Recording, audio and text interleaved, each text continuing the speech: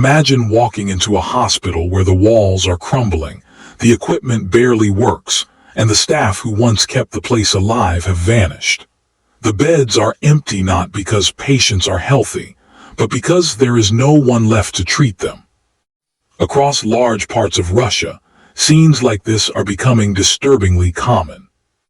A silent crisis is unfolding, one that doesn't explode like artillery or make headlines like battlefield victories.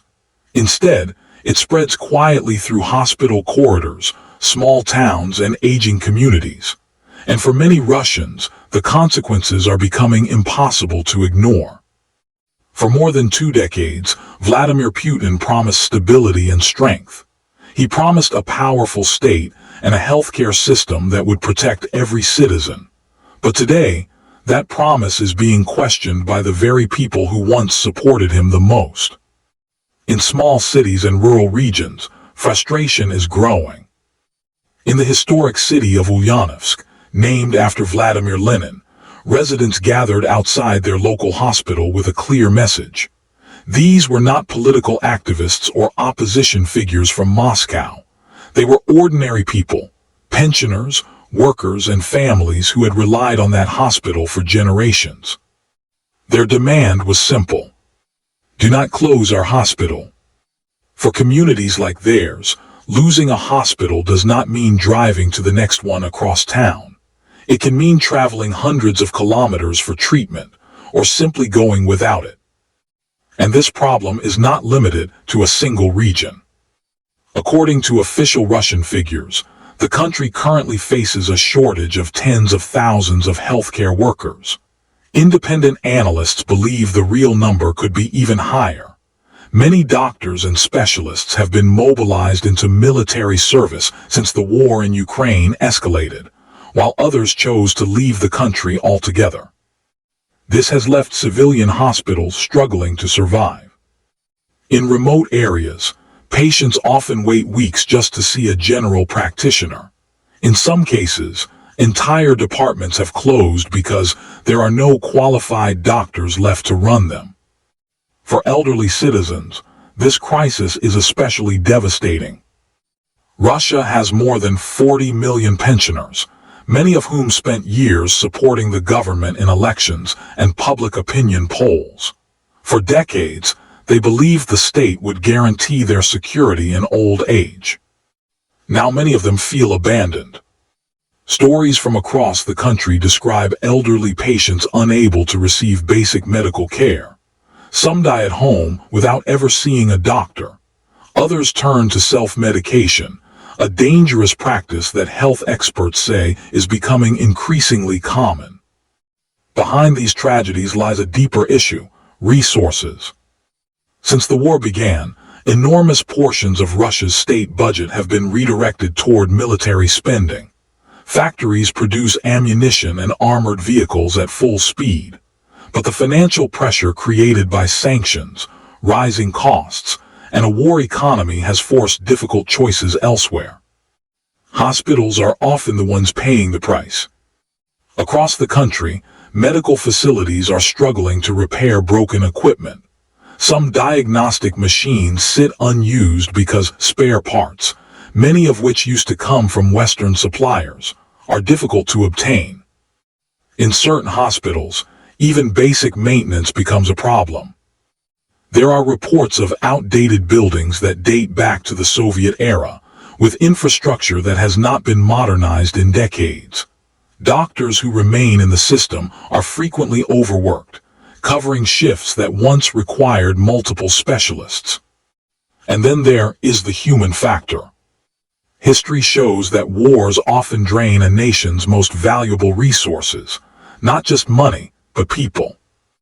During earlier conflicts in Russian history, thousands of doctors were pulled from civilian life and sent to the front lines. Civilian healthcare systems struggled to function, leaving entire regions without proper medical support. Today, many observers believe a similar pattern is repeating itself. Medical professionals, from surgeons to dentists, have been mobilized or reassigned to military duties. Meanwhile, Younger graduates entering the field face new government regulations, requiring them to work in remote regions for several years after finishing medical school. For some students, that requirement feels less like a career opportunity and more like an obligation they are trying to escape. As a result, many are considering leaving the profession or the country itself. This creates a vicious cycle. The more professionals leave, the greater the pressure on those who remain. And the effects ripple far beyond healthcare. Russia is also facing a serious shortage of teachers. Independent labor groups estimate that hundreds of thousands of teaching positions across the country remain unfilled. Schools in smaller towns struggle to attract qualified educators, and low salaries make the profession less attractive for young graduates. When both hospitals and schools begin to weaken at the same time, the long-term consequences become difficult to ignore. An aging population without medical care. A younger generation with fewer educational opportunities.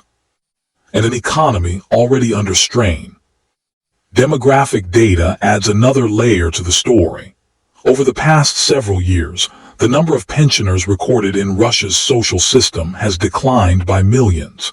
Analysts debate the reasons, ranging from demographic trends to increased mortality, but the numbers reflect a population under pressure.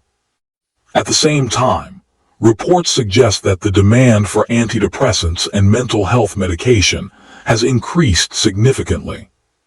For many citizens, the combination of economic uncertainty, healthcare shortages, and the psychological effects of war has created a growing sense of anxiety about the future. Another challenge may emerge as soldiers return from the front. Wars often leave lasting psychological scars on those who fight them. Veterans returning to civilian life sometimes struggle to reintegrate, especially when mental health services are limited. In the past, Russia experienced similar issues after the Soviet-Afghan War, when thousands of returning soldiers faced trauma and social difficulties. Some analysts warn that a comparable situation could develop again if support systems remain weak. All of this raises a larger question about national resilience. Military power is often measured in tanks, aircraft, and missile systems. But a nation's true strength also depends on something less visible, the trust between citizens and their state. When people believe that the system will protect them, provide health care, education, and stability, they are more willing to endure hardship. But when that trust begins to erode, the consequences can be profound. Across Russia, signs of strain are becoming harder to ignore. Rural hospitals closing, teachers leaving the profession, families struggling to access basic services. These are not dramatic battlefield events. They are slower, quieter developments, but they shape the future of a country just as powerfully. Meanwhile, global powers are watching closely. Russia remains a major geopolitical player, yet demographic and social pressures could reshape its position in the decades ahead. An aging population, a shrinking workforce, and the loss of skilled professionals could limit economic growth and technological innovation. Even the strongest military cannot fully compensate for those long-term challenges. For now, the situation continues to evolve. What began as isolated complaints about local hospitals has turned into a wider conversation about the direction of the country itself. Citizens who once focused on external threats are increasingly looking inward, asking why basic services at home are deteriorating. The images coming from provincial towns tell a powerful story. Aging buildings, exhausted nurses, and communities fighting to keep the last hospital in their region alive. These scenes suggest that the most serious pressures facing Russia may not come from outside its borders. They may come from within. And for millions of ordinary citizens, the question is no longer about geopolitics or military strategy. It is about something far simpler and far more personal. Who will be there when they need a doctor?